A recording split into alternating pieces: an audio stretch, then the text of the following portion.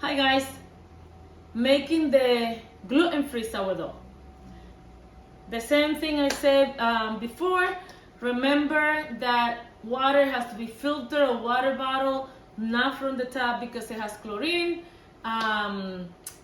Remember the sourdough, the gluten-free sourdough doesn't grow and it doesn't work like the regular sourdough. Do not rush the proofing. Dough has their own brain. They will grow when they feel like it. Just wait. Be patient. Just be patient and it will happen. And it doesn't look like the regular sourdough. Not the dough, not the bread, but it tastes really delicious. So let's start. The gluten-free sourdough bread. First thing I want to point out is that I took it out of the fridge, fed it last night, let it rise up to around here, and now it's deflating, and that's when you're supposed to bake. Look at this starter. It is amazing, wonderful.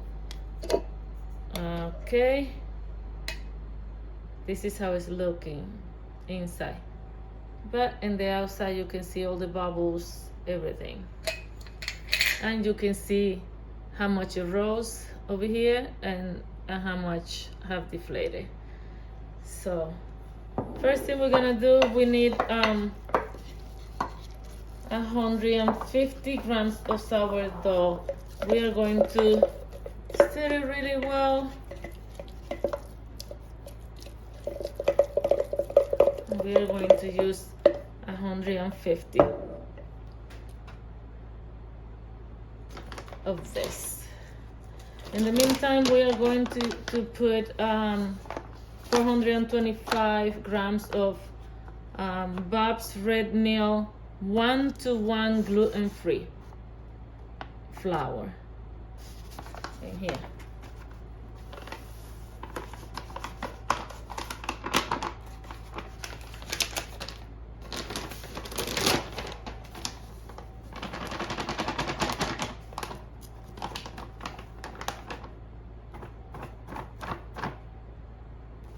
All right, 425.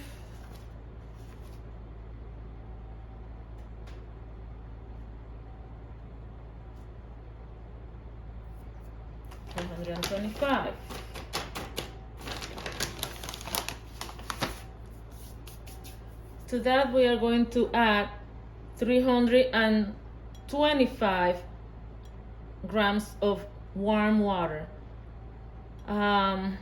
You can put your finger inside, and if it doesn't burn you, but it feels warm, that's the right temperature. You tear back your scale to 0, and then you add 325. I have a couple of extra grams in case of evaporation in here, so just at the end I slow down.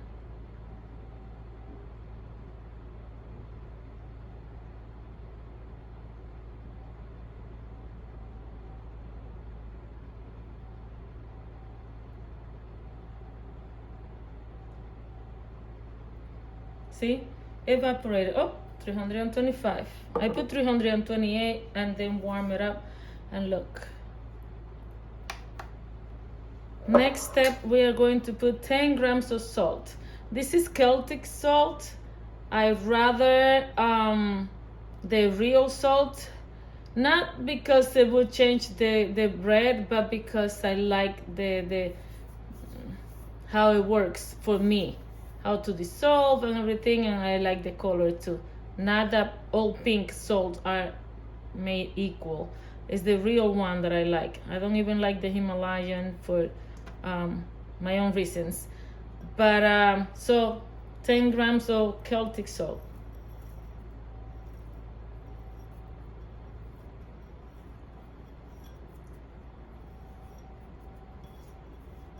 10 grams of Celtic salt. We are going to put 12 grams of oil. I like avocado oil because it's neutral. It doesn't add or subtract flavor. Some people use olive oil. It's preference. Slowly with this because I don't think you can take it out if you have more. Not that I don't think it would do much damage. 12 grams. There it is. Perfect. And that is it. Now we put the scale aside. Oh, no. Almost forgot the most important thing. The 150 grams of the starter.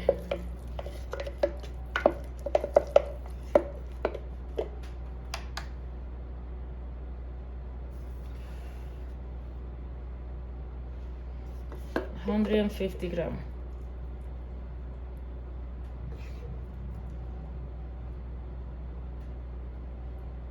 330.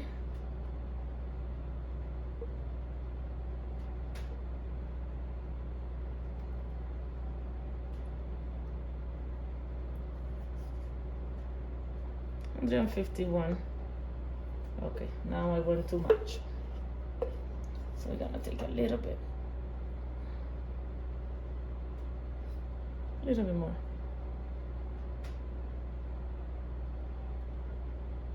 $150.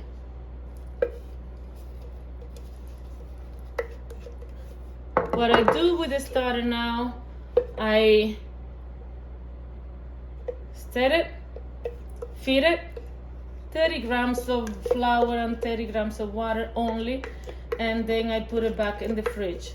Usually I change the container when I do that, just because that way I know how much have risen or not. So I still have enough, I think, to bake another one. But that's what I do. I feed it 30 grams of flour, 30 grams of water. Usually I do rice flour. I heard that rye is really good as well. I haven't tried though. I use rye flour all the time. I gotta try rye just to see what happens. And now you're ready. Then you mix.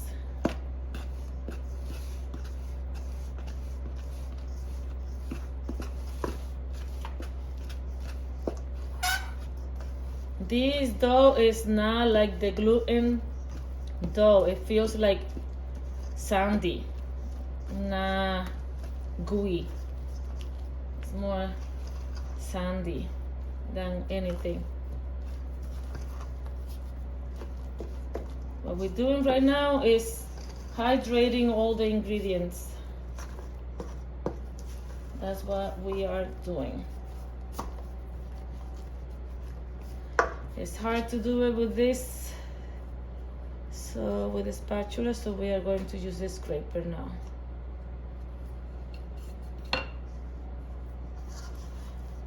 As I said before, the scraper is really old, so I don't remember what I bought it. I'm pretty sure you can find it in any store with the baking, what they say, baking supplies.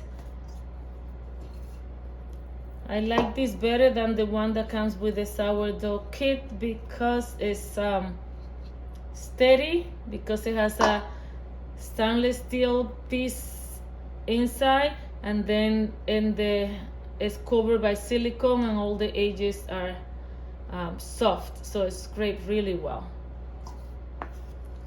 Okay, now I'm going with my hands.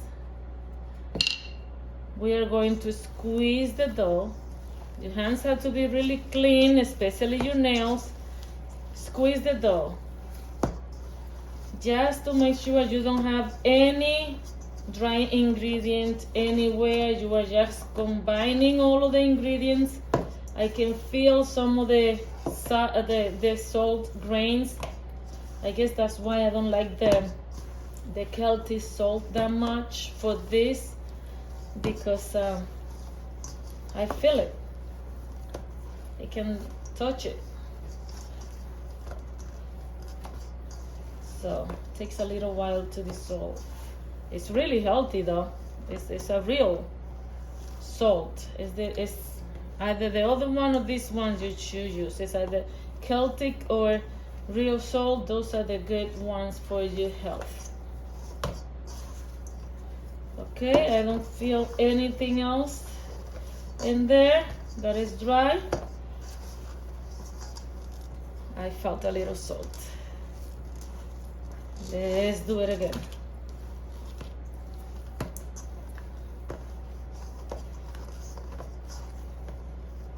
Doesn't feel that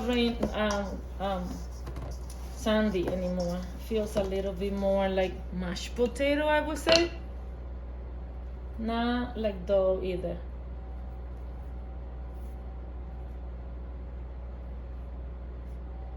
Clean your hands. Put everything in there. All of that is a slice of bread. Slice.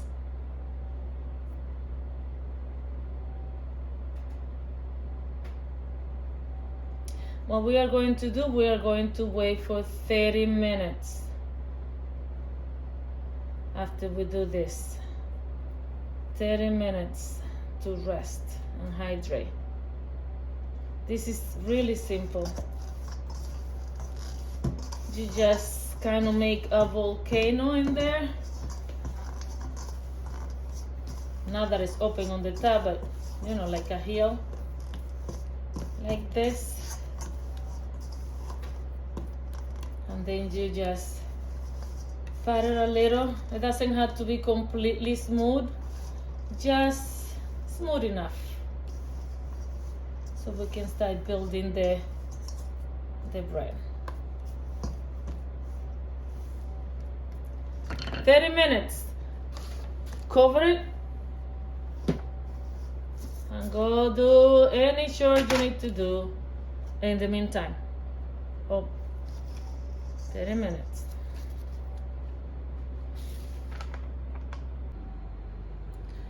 All right, the 30 minutes have passed. If you pay attention, you will see that it's more relaxed. It's not pointing up like it was when I first pile it up. I don't know how to say it. Now we are going to do, we're gonna get the Benetton ready.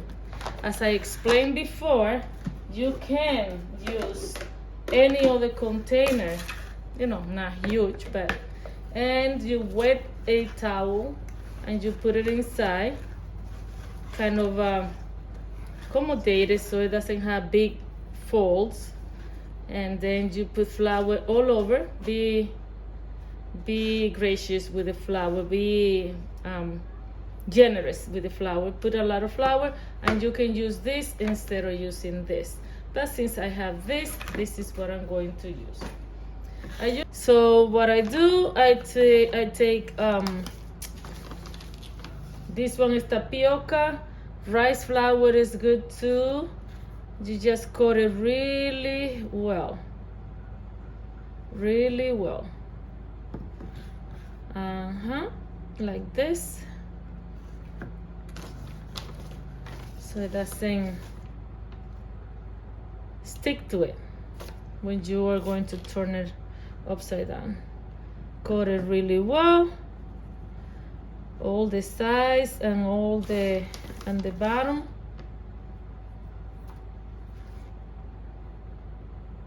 Anything that is not coated with the flour is going to stick. I think I put too much in this one. I guess not.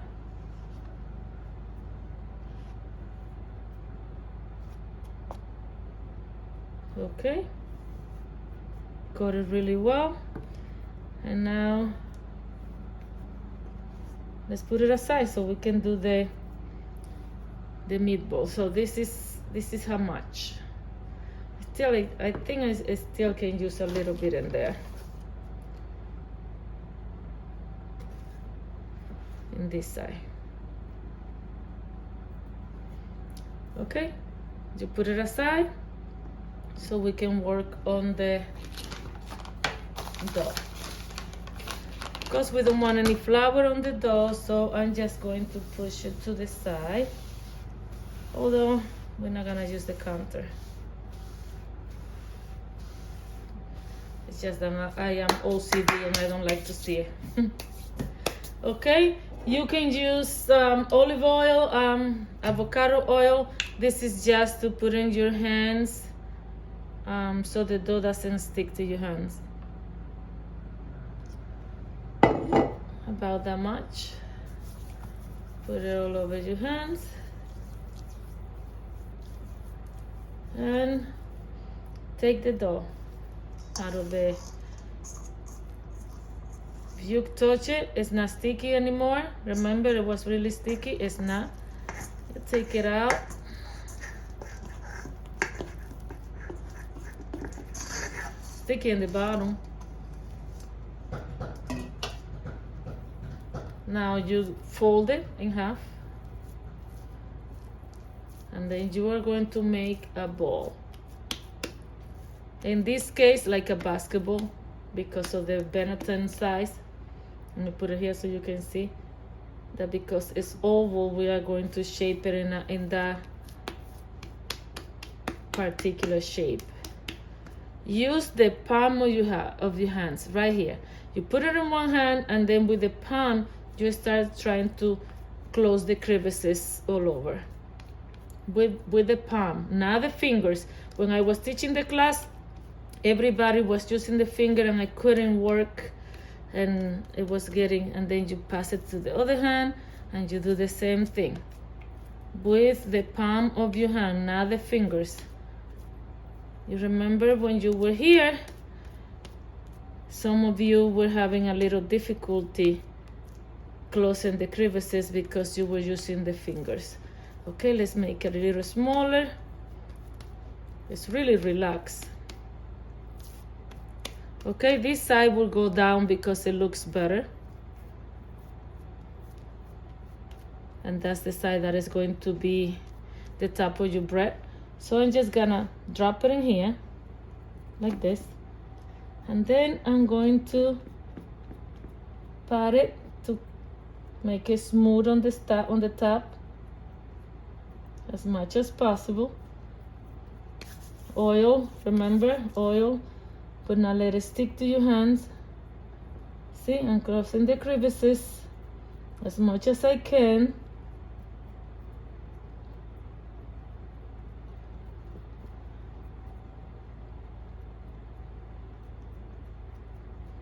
Conforming to the shape also of the Benetton or basket or container or towel, whatever you are using. And after that, we're gonna put a little bit more of flour on the top. This is the part that is going to be on the parchment paper, so we don't want it to stick there either.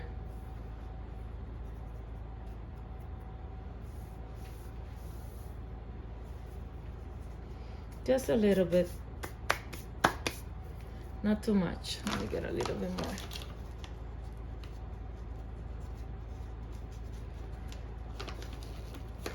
I get to open this bag. Oops, I think I put too much.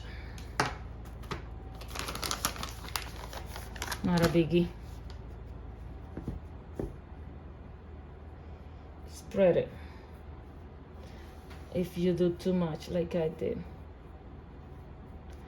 And that's it. We are going to put it in this Ziploc bag. Like this.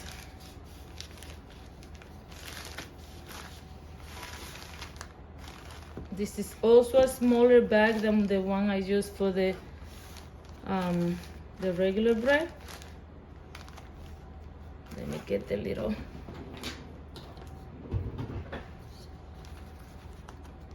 I use a clip to keep it high so it doesn't stick to it. Then I close it, leaving a little bit open. Just a little bit for gases to escape. And that's it. You are going to leave it in the counter for as long as needed. For as long as you need to, so it can double inside or more. If it goes all the way high and it has like a dome shape, and you see that dome start to flatten, you bake it at that point because you don't want it to flatten. But you want to let it rise as high as possible so you can have a better bread. Otherwise, it will be eatable, but it will be a little dense in the inside. Let's wait for 8, 10, 12, 24 hours if needed. My daughter bakes this bread, and she says that when she leaves it in the counter and it starts rising, it's not double yet, but it's almost there. She puts it in the fridge for an hour or two, and then that makes it taste better. I haven't tried that. I might try it this time because I don't think I have time to bake it tonight. It's really big. It grew to the top, and it's a dome. Remember I told you it's like a dome. If it start flattening, you have to bake it. You want it high, not deflating. So we are ready. We are ready to bake it. So silicone, I would say cheat. You can use parchment paper. But because I was wasting so much, I decided to order this kit that has all of them. You center it, the long side of the oval toward the handles. Hold it on the edges like this, and then you flip it. There it is. Thick. And then you just cut it. Let's cut it this way.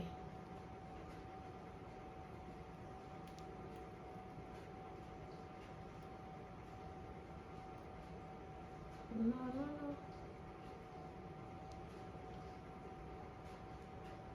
Side to side. All right. In the oven. It's been in the oven for a little while now. Usually you put it in the oven 30 minutes before you are going to bake. You turn the oven on with the pan inside for about 30 minutes at 450 degrees. Now we're gonna go get it, and we are going to bake for 30 minutes with the top on.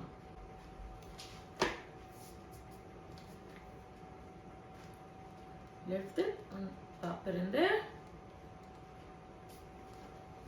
Bring the top.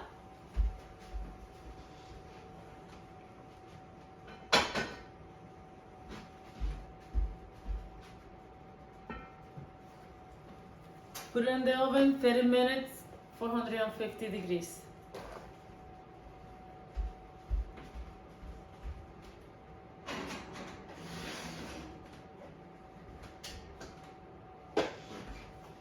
After the 10 minutes, you are going to take the top off and bake it for another 10 more minutes, for an extra 10 minutes.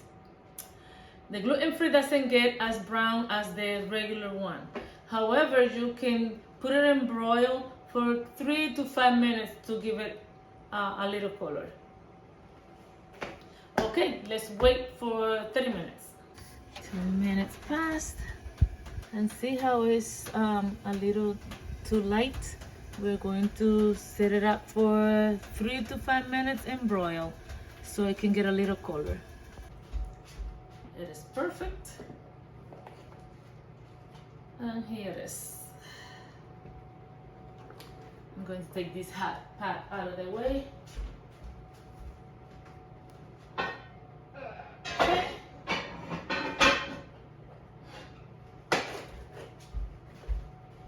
All right.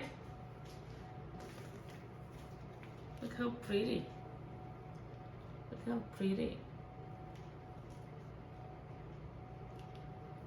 I want to tilt it a little so you can see it better. Oops, I'm about to drop it. Can you see it? It's so hot. You cannot cut into this bread as much as you would like to eat it right now because it smell amazing. But you can't. You have to let it cool completely. While it's cooling off and the inside is still cooking. If you cut it right now, it's going to get chewy and gummy and you will not like it. So let me see if I can bring it to you closer. Look at it. Gorgeous. This is the gluten-free one. So I don't think I will cut it tonight. Depends on how quickly it cools off. If it does, I will cut it tonight and I show you. If not, tomorrow morning. Okay? We are going to cut the gluten-free bread. Still a little warm. I would like to wait until tomorrow, but tomorrow might be hectic for me since I had to drive to work after the storm and it's not nice out. So I'm gonna cut it right now in case I don't have time in the morning. I'm gonna cut it right in the middle, the center.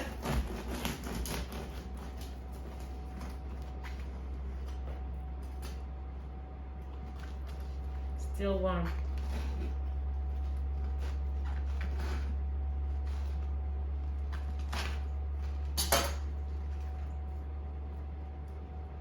It's a little dense, as I told you.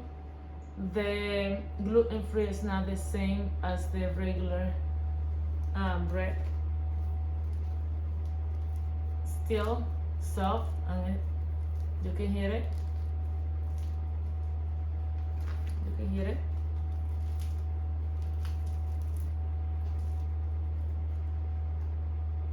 And it smells really good. It's a little wet inside, meaning it feels a little, it's warm. So I feel a little, hopefully it's not that good because it's still warm. A little, how you say, humid. It's not as dry as the regular one. So this is the regular one over here. I don't get them together for cross-contamination. Close but not mixed. And you can see the difference. This has more flour than this, but you can see the difference. How the study grows versus the one with gluten, which is normal because it's gluten. Any question, any comment, let me know. I'm going to try other recipes to give you guys. And the next time we have a class here in person, probably it will be pizza for the gluten one. The gluten-free one, we can do it, but some of you don't eat dairy either, so that's what I'm trying to figure out. How can I make a gluten-free pizza with non-dairy cheese? If it's good or not, I don't know. But this I can teach. Next class, pizza. Gluten-free ones, give me a little bit until I figure that out. Okay? Okay, thank you. See you at church.